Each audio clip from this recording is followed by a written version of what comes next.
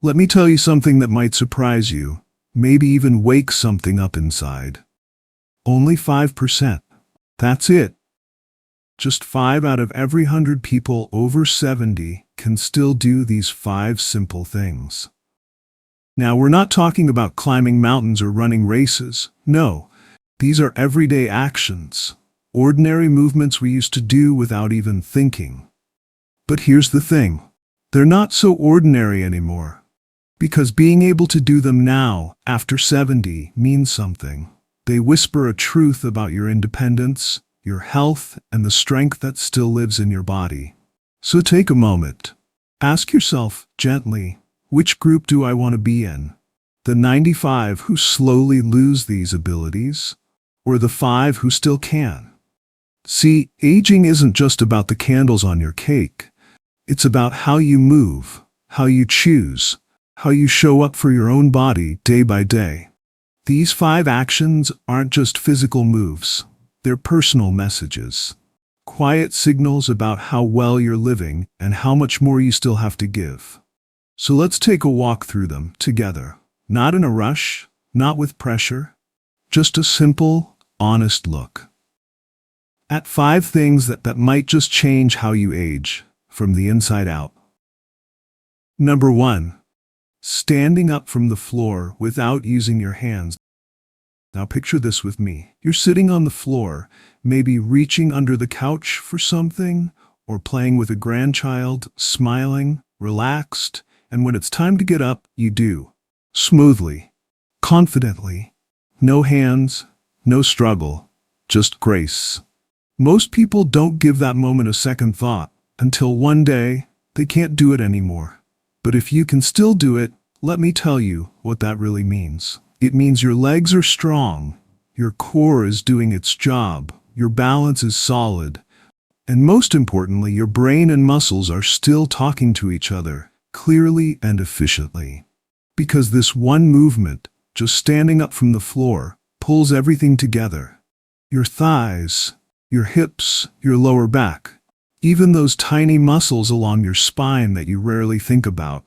It's not just about strength, it's about control, about coordination, about your whole body moving in harmony, the way it was meant to. And here's something to remember. This movement is more than just a nice to have. Studies show that folks who can do this, sit and rise from the floor without using their hands, are much more likely to live longer. In fact, those who can't, they're up to 6 times more likely to pass away in the next few years. Now, I know that sounds serious, but don't let that scare you. Because the good news is, this ability isn't lost forever. It can be rebuilt. It can be trained, step by step, gently and safely.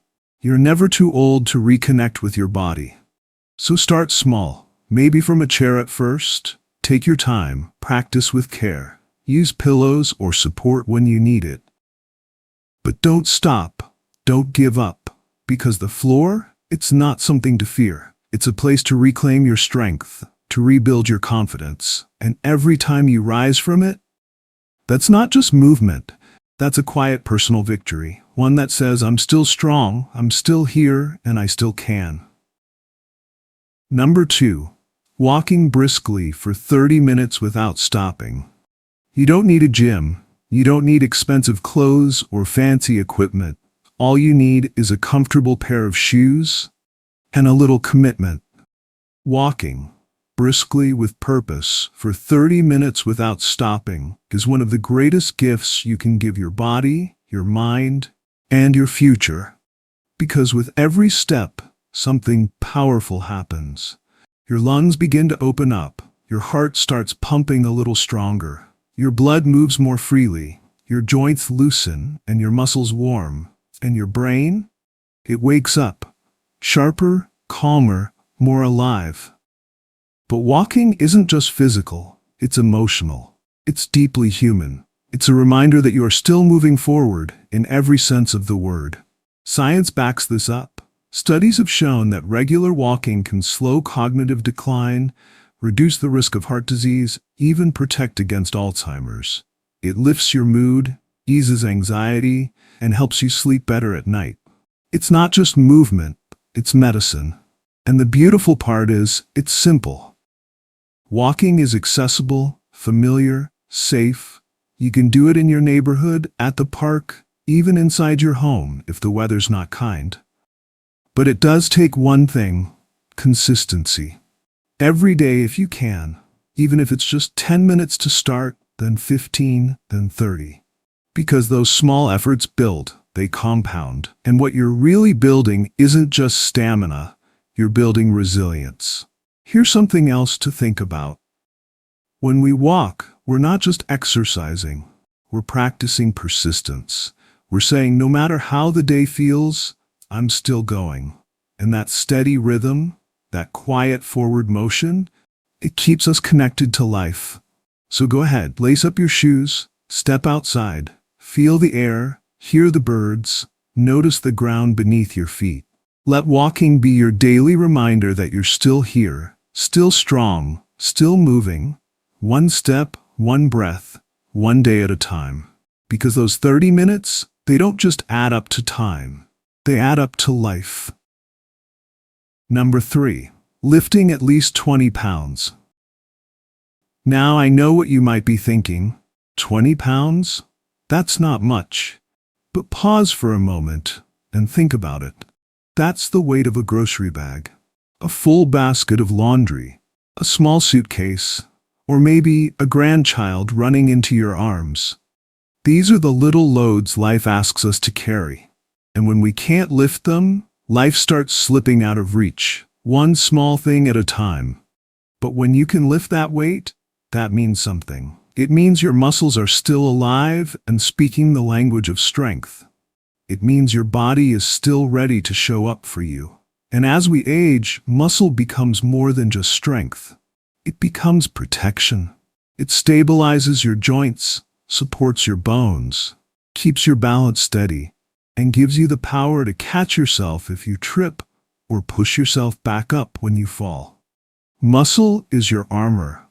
It's your energy source. And it's one of the most important tools for independence. Here's the truth: a lot of people don't realize when we stop lifting, we slowly start shrinking, not just physically, but emotionally too. Because when your body weakens, your confidence often follows. You start thinking, maybe I shouldn't try that. Maybe I need help with this. And little by little, life starts getting smaller. But when you build that strength back, even just a little, you begin to feel it. Not just in your arms or legs, but in your mind. You stop seeing yourself as someone who's fragile, and you start seeing yourself as someone who's still capable, still strong, still in the game. That shift, it's powerful. It changes how you carry yourself, physically and emotionally. So no, you don't lift to impress anyone. You lift to remind yourself what you're still made of. And the beautiful part? It's not too late. Not by a long shot. Your muscles can still respond. Your body can still adapt. It might take more time, more patience, but the potential, it's still there, waiting for you to wake it up. So start small: a light dumbbell, a gallon of milk, even a bag of books. Lift safely. Breathe deeply. Stay consistent. And celebrate every little gain. Because when you lift that 20 pounds, you're not just lifting weight, you're lifting your life back into your own hands. Number 4. Balancing on one foot for 10 seconds. Go ahead, try it with me now. Gently lift one foot off the ground, hold it, and count to 10. Sounds easy, right? But somewhere around second 5, you may start to wobble. And that's okay, because that little wobble, that's where the magic is. Underneath the stillness, something incredible is happening. Your brain is adjusting, sending out signals in real time. Your inner ear is reading your position in space. Your eyes are focused, and your muscles down in your feet, your ankles, your hips, even your neck are making dozens of tiny corrections just to keep you upright. It's not just standing still. It's a full-body orchestra playing a silent, delicate symphony of balance. Now here's the thing. When balance starts to slip, we often don't notice at first. It's quiet, subtle, but over time those little wobbles grow into bigger risks. And when we fall, especially as we age, everything can change. A broken hip, a long hospital stay, a loss of confidence that lingers. But here's the beautiful truth. Balance is a skill. And like any skill, it can be trained. No matter your age, no matter your starting point, you can strengthen your feet, you can work on your core, you can stretch, breathe, and practice. And every time you stand on one foot, even for a few seconds, you're sending a message to your body and your brain. I'm still here. I'm still steady. You're not just building physical control. You're building emotional assurance. Because balance isn't just about standing tall. It's about staying grounded when life feels unsteady. It's about composure when things around you shift. And it's about knowing that you can find your center again, over and over. So start small. Hold on to a chair if you need to. Focus your eyes on one spot. Count out loud if it helps. And keep coming back to it, day after day. Because those 10 seconds on one foot, they may not seem like much, but they're a quiet declaration. I've still got this. In body, in spirit, and in life. Number 5. Waking up with a sense of purpose. This last one has no steps, no weights to lift, no stopwatch ticking, and yet it may be the most powerful one of all. Waking up with purpose, that quiet, steady reason to rise in the morning, to open your eyes and feel that there's still something meaningful waiting for you. Something, or someone, you care about. Something only you can bring to the day. Purpose is the truest fuel for longevity. It sharpens the mind. It strengthens the immune system. It lifts the spirit. It brings color, even to cloudy mornings. And no, it doesn't have to be big. You don't need to start a new project or change the world. Sometimes it's simply feeding your dog, watering your plants, sending a note to someone you love, smiling at a neighbor, sharing your story.